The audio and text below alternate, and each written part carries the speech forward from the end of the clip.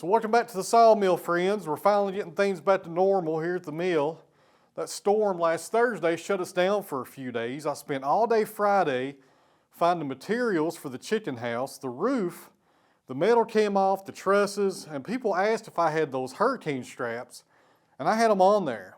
It ripped every bit of them off and just took the 2x6s and just twisted them up. It was a mess, guys. It was really bad. I'm really surprised that happened. But I spent all day Friday getting materials for that. Spent Saturday with my dad and my good buddy Mike putting a new roof on the chicken house. Then yesterday was storm cleanup. Had to haul off debris, cut down a tree, several branches that were down. Had to get a roofer to come over and put new shingles on the house that came off. Just a lot of stuff, guys. It was a mess up here. We're finally getting things back to normal, and it really looks a lot better than it did a few days ago.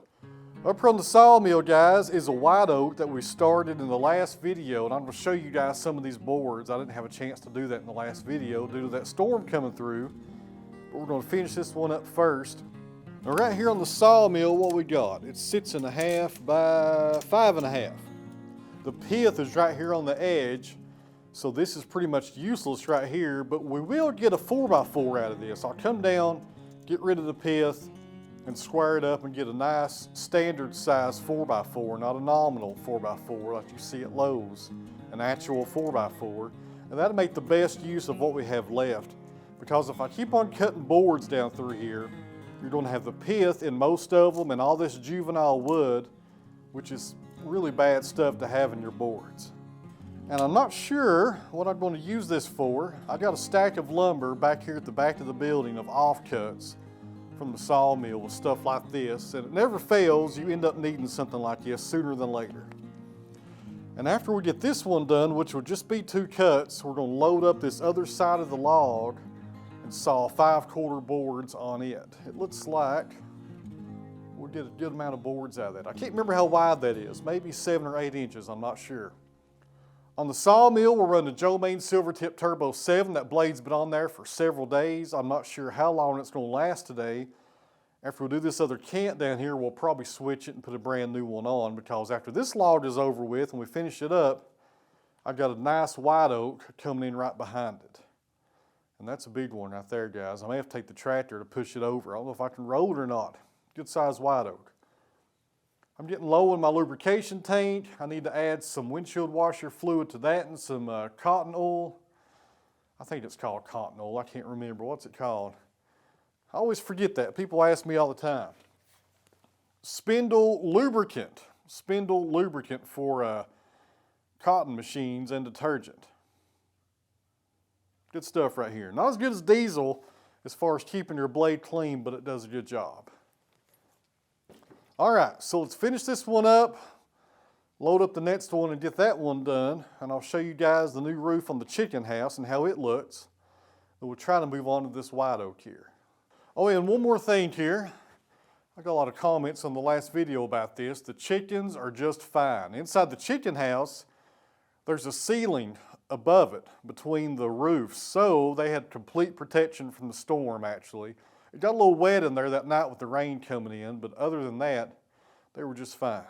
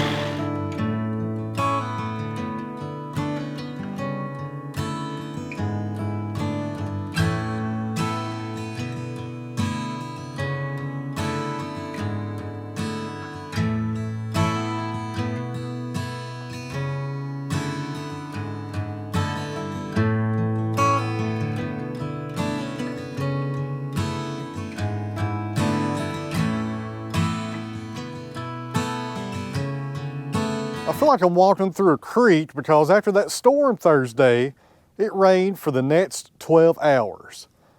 It is a muddy mess out here, and I had the tractors out doing cleanup yesterday and over the weekend, and it just made it worse. Usually I don't get the tractors out when it's that wet, but I had no choice, guys. I had a tree down, the neighbor's barn was down, the roof on the chicken house was, 80 yards away. Just crazy, crazy stuff. Let me show you guys the roof that we put on over the weekend. I think it looks pretty good. It's a lot better than what we had up there.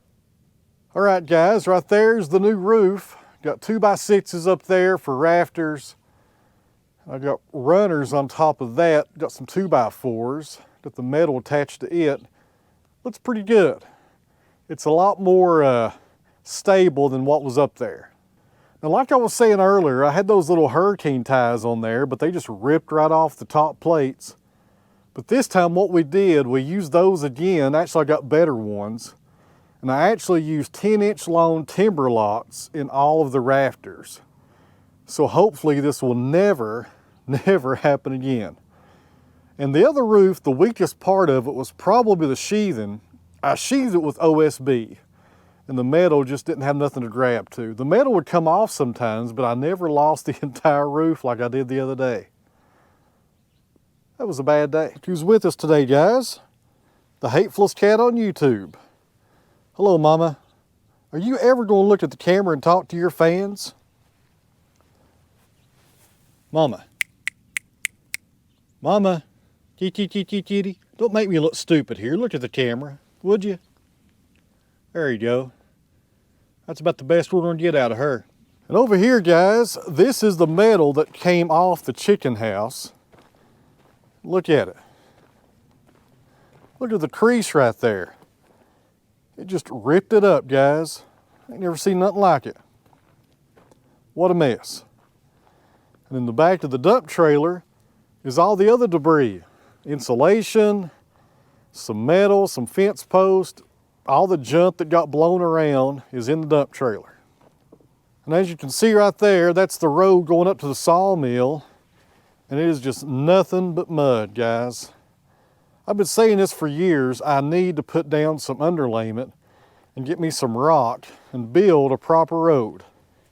I've actually been saying that for a long time. I probably need to get that done sooner than later because it seems like the storms are getting worse. And the rain's getting worse on top of that. We're supposed to get more rain tomorrow. Never ends. Now it's time for the stuff that you all don't usually see on this channel. All the manual labor. You got to take all those boards right there. And all the boards right over here, white oak and red oak right there. And sticker them for air drying. I'll tell you what, guys. Ain't nothing worse than driving around in mud. You just make it worse. No way around it though. These boards are not going to stack themselves.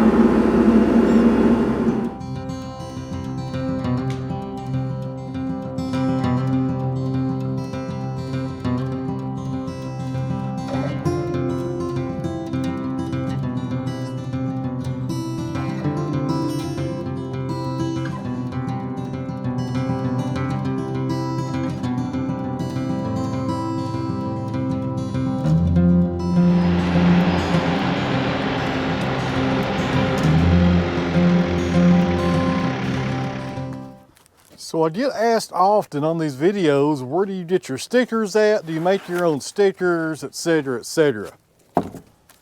I actually buy my own stickers. And if you're not sure what I'm talking about, that's these little strips that goes between the wood. These are 1x2s from Lowe's, and I think they come in at 3/4 by 1.5 inches. If I remember right. Let me see, let me check again, yeah. So 1.5 inches by 3/4. And in my opinion, that's just about the perfect size for a sticker. Now the reason I buy these is because they're kiln dried, they're sized down to the same dimension on every one of them, and they're cheap. And they come in 8-foot pieces. You get them by the bundle, and I can't remember how much they are, but they're not a whole lot because every time I go to Lowe's, if I'm getting something that requires me to have a lumber cart, I grab several bundles of these, bring them home, put them on the miter saw, cut them down to 4 feet, and you've always got stickers on hand. Now, a lot of people make their own stickers. There's nothing wrong with that, but man, there's a lot of medullary rays on this board right here. That's a nice one.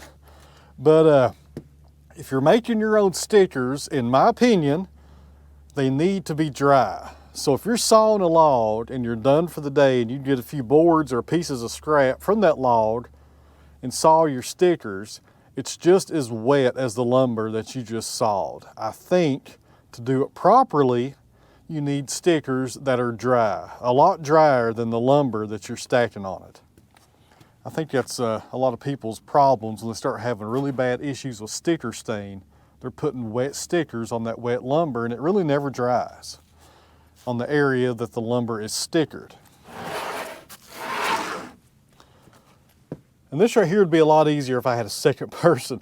Some people asked, why do you handle the lumber so many times? Well, there's really no way around it as far as that goes. You got to handle it off the sawmill. I could sticker this up at the mill, then bring stats down, but this is the main tractor right here that I use for moving around lumber. It can lift up about 2,700 pounds. If I try to put 500 board feet or 1,000 board feet of green lumber on this front end loader right here beside me, it's not going to go too well. I'm going to break the tractor. And it may handle the weight a few times, but eventually the front end of this tractor is going to break down. I'm going to have a lot of issues. That's why I have smaller amounts. I bring them down, sticker them, put them on the stat down here. This will air dry for probably 5 or 6 months, something like that. I will mix red oak with it since I'm air drying it. If I was putting it in the kiln green, I'd want to put the white oak in there by itself because it has to be dried a little bit differently than red oak. You can dry red oak at a more aggressive schedule. White oak, you gotta go pretty slow on because of its drying characteristics. So this will sit here probably till April, maybe late May. Then we'll put this in the kiln and have a really nice stack of white oak lumber with some red oak toward the bottom to sell locally or sell on the website. I need to make a few farm tables as well, and I'll probably use this for that also.